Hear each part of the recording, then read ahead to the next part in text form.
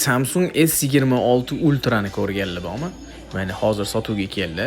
Rangini yomon qilishibdi lekin. iPhone'chilar rangini iPhone'dan o'g'irlabdi deyishyapti.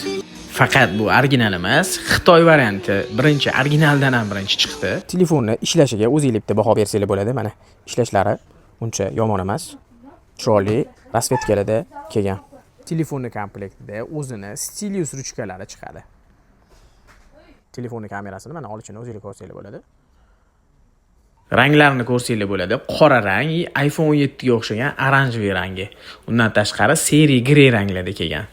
Xotirasini ichiga 512 deb yozib qo'yishgan, lekin bilmayman chiqadimi yo'qmi shunaqa. Undan tashqari ikkita sim kartani bemalol qo'ysangiz bo'lar ekan. Originaldan oldin chiqqanining sababi ham birinchi bo'lib Xitoy chiqarib turib, xuddi shunga o'xshab chiqarishadi demoqchi bo'lishdi menimcha. Narxiga keladigan bo'lsak, narxi atigi 1.200.000 so'm, ya'ni $100.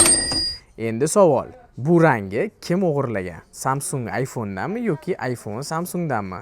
Kommentariyada yozib qoldiring.